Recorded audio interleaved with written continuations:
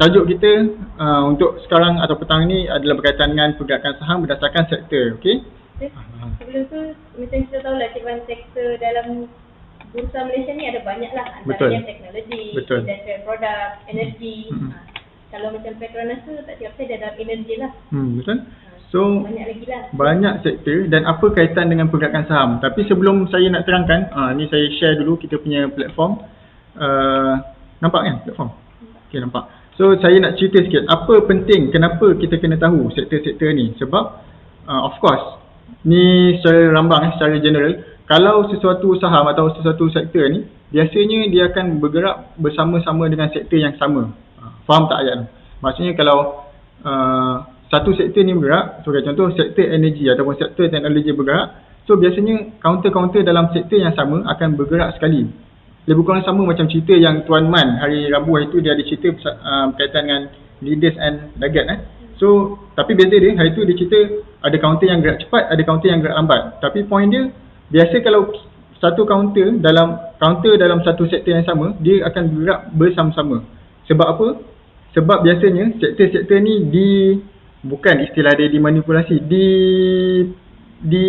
apa orang panggil, dimainkan, macam tak sedap pula bunyi dia, tapi lebih kurang macam tu. Biasanya big money atau big player ni dia akan fokus ke certain sector. Let's say of course kalau isu yang berlaku lah, sebagai contoh isu sekarang adalah isu COVID. Okay, so big money atau big player ni dia akan fokus dekat sektor-sektor yang berkaitan dengan COVID lah. Sebagai contoh glove, okay, healthcare lah, of course healthcare. Kemudian tiba-tiba COVID punya isu dah mula lapuk. Dan sektor ni, cerita dia punya pergerakan dia biasa tak lama. Dia punya trending dia tak lama, dalam 2-3 bulan. Kalau isu tu lama sikit dalam 6 bulan. So tak adalah setahun, 2-3 tahun, tak. So dia akan naik, famous kejap, kemudian dia akan bertukar ke sektor yang lain. Dan biasanya ini semua adalah permainan ataupun of course yang menggerakkan harga-harga saham ni biasanya adalah mereka yang banyak duit lah. Kita yang duit kecil-kecil ni tak adalah nak mampu. Kalau kumpul lah berapa ramai orang, 1,000-2,000 orang, duit sikit-sikit, okay, tak ada, tak boleh lah nak menggerakkan saham-saham ni, harga-harga saham ni. Boleh gerak sikit-sikit je, tapi akhirnya yang akan menang of course duit yang banyak ni, iaitu big player lah, big player. Okay, so kita yang kecil-kecil ataupun istilah dia bilis-bilis ni, kita follow je mana-mana big player yang sedang main di sesuatu sektor. Kita follow dengan bijak lah. Ada cara dia. Jangan pula kita tersangkut. Sebab big money ni atau big player ni biasanya dia sangat suka kalau bilis-bilis yang tak berapa bijak ni. Let's say kalau dia dah start, dia dah accumulation, bagus. Tuan ke puan, Adi Lawrence ni, dia dah bagi tahu dah, accumulation. Of course, big player ni dia akan accumulate dulu. Kemudian pada satu masa dia akan sedikit, tambah sikit. Sebenarnya dia dah pegang banyak. So masa dia tambah sikit tu kita nak masuk. Dan masa dia dah naik ke atas tu, masa tu jangan masuk. Tu bahaya. Okay, masa tu dia dah mula menjual balik. Menjual which istilah dia adalah taking profit lah. Masa ke atas tu dia dah mula menjual dan mula ambil profit. So sebab tu lah kita kena tahu, pentingnya kita untuk tahu. Yang pertama adalah berkaitan dengan sentimen pasaran. Okay, big player ni biasanya dia tengok sentimen pasaran yang sedang ada. So dia dah let's say mungkin dia dah pegang beberapa pegangan saham di beberapa pasaran. Okay, dan sekarang ni adalah isu teknologi sebagai contoh saja, teknologi. So big player ni dia campak-campak sikit dekat certain counter dan harga counter tersebut naik. Dan yang menaikkan lebih tinggi adalah retail player ni lah. Naik. Kemudian masa kat atas tu lah big player ni dia dump sikit dia punya saham. Dump. Kemudian harga jatuh. Okay, so itu dia. Yang pertama sekali berkaitan dengan sentimen pasaran, kita kena tahu. Kemudian yang kedua, kita kena tahu sektor-sektor ni biasanya dipegang oleh big player lah. Jangan terjerumus dalam dia punya perangkap. Okay, itu pengenalan asas berkaitan dengan sektor dan juga berkaitan dengan pergerakan harga saham ketika mengikut harga sentimen lah, pasaran sentimen. Okay, so kalau dah faham berkaitan tu, baru saya boleh terang berkaitan dengan sektor. Macam yang Cik Afizah cakap tadi, dalam Malaysia ni, dalam bursa Malaysia ni ada beberapa sektor. Okay, macam biasa tuan-tuan perempuan, kalau ada sebarang soalan, boleh tolong tuliskan soalan di ruangan komen. Kita boleh, mana yang saya mampu jawab, saya akan cuba jawab. Kalau tak, saya akan pass ke Cik Afizah untuk jawab. Okay, so kita ikan nemo Ikan nemo dengan ikan bilis mana lagi kecil? Biasa saya dengar ikan bilis. Saya rasa ikan bilis lagi kecil daripada ikan nemo. Tapi tak apa. Tuan Mas Azman dia ikan nemo. Saya ikan bilis lagi. Okay. So Cik Hafizah macam dah terkeluar ke apa? Oh, okay. Cuba Cik Hafizah masuk balik. Saya tak pasti macam mana. Okay. So yang seterusnya kita tengok terus kepada kita punya indeks atau sektor yang ada di Bursa Malaysia. Kalau anda buka di platform M+ Online, jangan tersalah. Mahir Saham dengan M+ adalah dua entiti yang berbeza. Ramai sangat yang ingatkan Mahir Saham dengan M+ ni benda yang sama. Okay. So ini adalah platform M+. Yang Cik Hafizah tunjukkan tadi, Mahir Saham app ni adalah keluaran Mahir Saham. Okay. So yang Mahir Saham app ni pun kita boleh tengok juga sektor yang ada. Sebagai contoh, kalau anda tekan di bahagian atas sekali belah kiri, belah kanan, so kat sini kita nampak sektor-sektor yang ada. Ada construction, consumer, energy, finance, okay, health dan sebagainya lah. Okay. So ada Tuan Mas Azman dia tanya intraday Jurong kat Mahir Saham apps ada.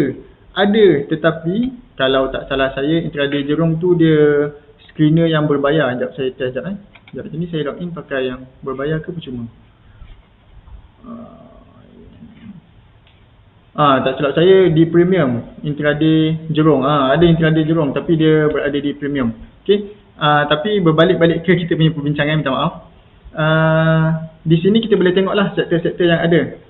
Dan macam yang tuan apa tadi dia cakap, teknologi sekarang ni tengah menarik. Minggu ni memang tengah menarik. Walaupun kalau kita tengok kat sini industrial product sedang meletup ataupun banyaklah kaunter yang dijual beli ataupun naik dan turun pada hari ini. Okey. Tapi saya nak tunjuk pada hari ini adalah lebih kepada platform lah, sebab saya nampak platform ni agak cantik untuk saya terangkan berkaitan dengan sektor. So tadi kita dah pergi ke listing. So akan keluar display macam ni. Dah nampak tak? Kalau anda nampak, kalau guna handset boleh rotate, nampak lebih besar lah. So dekat sini apa yang kita boleh tengok, kat sini bawah ni adalah kenaikan dia. Ada energy, healthcare, ada REIT, property, dan ini adalah dia punya point ataupun mata dia. Kalau belah kanan ni adalah perubahan. Tambah 3 maksudnya hari ni lebih 3 poin berbanding semalam. Percentage, previous close, okay. So kita tekan belah kanan ni, dia akan keluar dalam bentuk chart. Saya pun suka macam ni, intraday chart. Kita boleh tengok kenaikan dan penurunan sesuatu sektor pada hari ini dengan lebih jelas daripada pagi tadi. Let's say kita tengok teknologi lah. Memang sekarang ni memang tengah trending, agak trending teknologi. Kita tengok daripada pagi tadi pukul 9 pagi, harga sektor, bukan harga sektor, point sektor ni dia meningkat dan menurun sikit lah. Tapi sebenarnya cerita dia meningkat lah daripada semalam. Okey, sebab apa? Sebab kebanyakan kaunter yang ada di dalam sektor teknologi ni dia sedang meningkat. Faham tak? Cik Hafizah faham segmen tu? Okey. Sebab sektor ni dia punya point tu diambil kira berdasarkan harga-harga saham. Adalah calculation dia dengan pemberat dia, weightage dia, market cap dan sebagainya. Tapi nak cerita dia, kalau kebanyakan harga saham dalam harga saham untuk kaunter dalam sesetengah sektor tu banyak yang naik, so dia akan membentuk kenaikan lah dalam point sektor ni.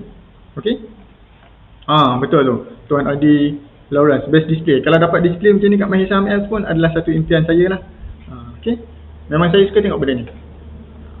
Kemudian kalau nak tengok lebih lanjut, anda boleh tekanlah di sesuatu sektor. Sebagai contoh kita tengok ramai yang disebut teknologi, kita pergi ke teknologi. Ni consumer product. Kita tengok teknologi. Kita boleh nampak yang ni intraday chart tadi, dan ini adalah leading movers dan lagging movers. Yang hari ni tengah naik adalah Inari, Dinex, keluar pula kaunter yang tengah trending. Inari, Dinex, Data, PRP, Gratek, UWC dan sebagainya. Okay. So saya memang suka dia punya display ni, sama macam Tuan Adi Lawrence. Tuan ke puan? Tuan ke? Okay. So kalau anda nak tahu lebih lanjut dalam company tu, dalam sektor tu, sebagai contoh teknologi ni, apa syarikat yang ada untuk semua teknologi. Mungkin anda nak buat kajian lebih detail kan, nak kaji semua kaunter yang ada di sektor teknologi, anda boleh tekan di 41 ni. Total ada 41 kaunter yang berada di dalam sektor teknologi. Anda tekan tu dan keluarlah semua ni. Menarik, sangat menarik. Dan yang paling best sebenarnya kita boleh susun mengikut kehendak kita. Sebagai contoh, kita nak susun mengikut change, percentage change. Bagi saya ini penting. So adalah kaunter yang menunjukkan kenaikan yang paling tinggi dan disusun mengikut hingga yang paling rendah dan hingga yang paling rugi lah, iaitu yang paling bawah sekali adalah KESM. Okay. So itu saja berkaitan dengan sektor di platform.